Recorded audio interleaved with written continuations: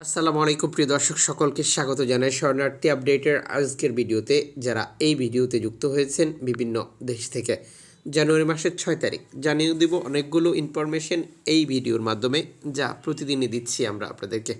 প্রতিদিনের আপডেট প্রতিদিন জানতে এখনই চ্যানেলটি সাবস্ক্রাইব করে পাশে থাকা বেল আইকন ক্লিক করে অল করে রাখুন। যারা অলরেডি করেছেন সকলকে ধন্যবাদ।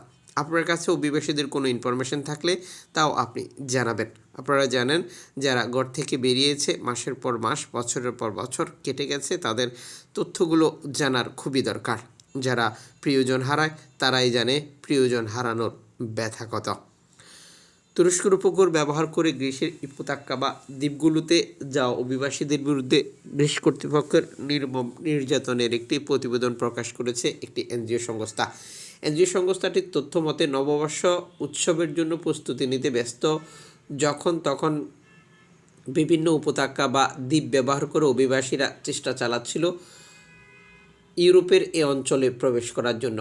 আর এই সুযোগে চরম নির্যাতন নির্মমতা দেখিয়েছে গ্রিক কোস্টগার্ড, যেখানে নিশ্চিত করা হয়েছে 14টি ছোট শিশু সহ 37 জন লোক নিয়ে একটি নৌকা, যেটি গ্রিক কোস্টগার্ডের নির্যাতনের শিকার হয়েছিল। যখন নৌকাটি উপকূলের কাছে আসে তখন তাদেরকে উপকূলে উঠতে না দিয়ে তাদের উপরে এই নিষ্ঠুরতা চালিয়েছিল গ্রিক কোস্টগার্ড। একটি প্লাস্টিকের বোট ছিল আর সেখানে এই লোকগুলো ছিল, যাদেরকে মারধর করে গ্রিক কোস্টগার্ড। তখন কর্মকর্তারা মুখোশ ব্যবহার করে যাতে করে তাদেরকে কেউ না চিনতে পারে। এটি একটি মুভির মতো হয়ে গেছে, যা চরম মানবাধিকারের লঙ্ঘন বলেই এনজিও সংস্থাটি তথ্য শেয়ার করেছে।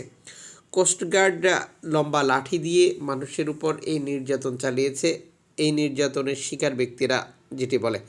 পরবর্তীতে নৌকাটিতে তারা ফায়ার করে।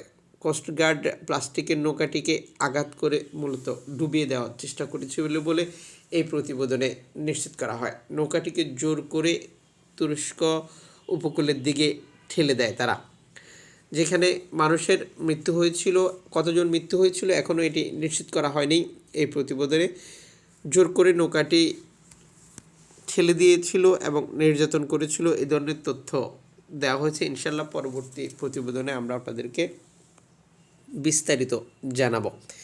এদিকে 2024 সালে এজিয়ানে যেটি একটি প্রতিবেদন অনুযায়ী 15,000 বেশি অভিবাসীকে ঠিক একই অনুশীলন, একই প্রক্রিয়া ব্যবহার করে গ্রিক কোস্টগার্ডরা পুশব্যাক করেছিল।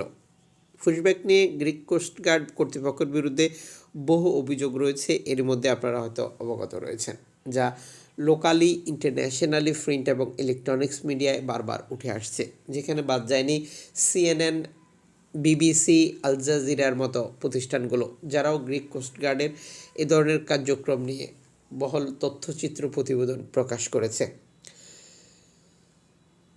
7 জন শরণার্থী বর্তমান তিউনিসিয়া থেকে জোর করে পুশব্যাক করেছিল, যাদেরকে আলজেরিয়ার অঞ্চল মরুভূমিতে রেখে এসেছে তিউনিসিয়ান কর্তৃপক্ষ।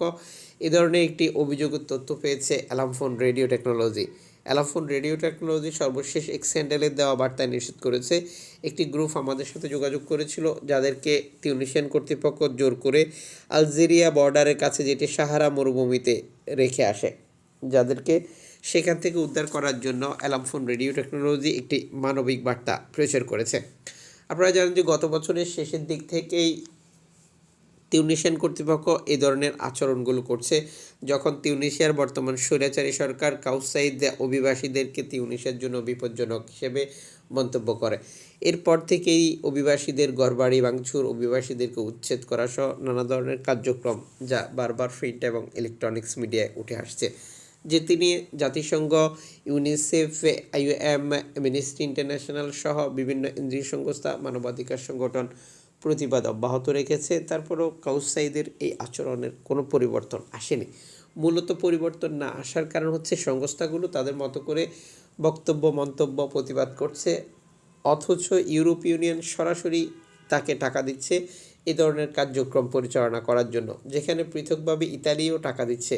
যার কারণ তারা চায় না যে তিউনিসিয়ার উপকূল ব্যবহার করে কোনো অভিবাসী ইতালিতে প্রবেশ করুক আর ইতালি হয়ে ইউরোপের আর কোনো দেশে যাওয়ার চেষ্টা করুক, যেখানে ইউরোপীয় ইউনিয়ন এবং ইতালি সরকার সফল হয়েছে। কারণ টিউনিসিয়ার উপকূল থেকে শরণার্থী যাওয়া বন্ধ করার মধ্য দিয়ে এই অঞ্চল থেকে ইতালিতে শরণার্থী প্রবেশ কতটা কমেছে, যা 2024 সালের প্রতিবেদনগুলো আপনি একটু দেখলেই ক্লিয়ার হয়ে যাবেন।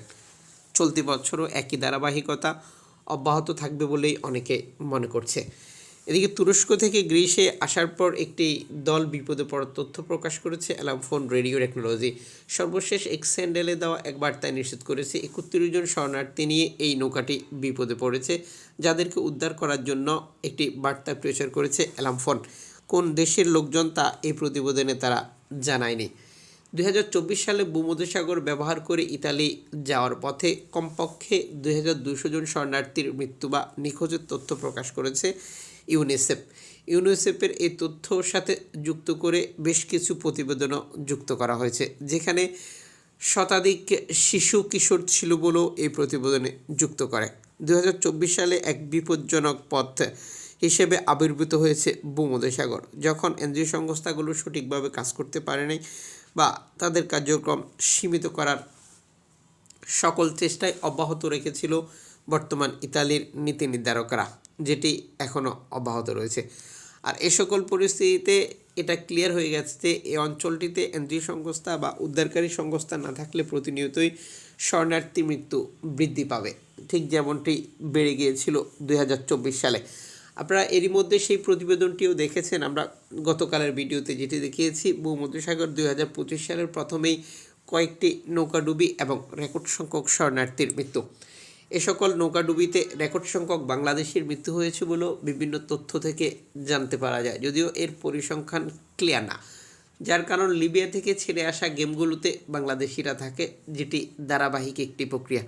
আর এই প্রক্রিয়া যদি লিবিয়া থেকে আসা নৌকাগুলো বিপদে পড়ে, তখন বাংলাদেশি মৃত্যুর হিসেবও বৃদ্ধি পাবে বা বাংলাদেশি বিপদের পরিসংখ্যান বৃদ্ধি পাবে, এটি স্বাভাবিক।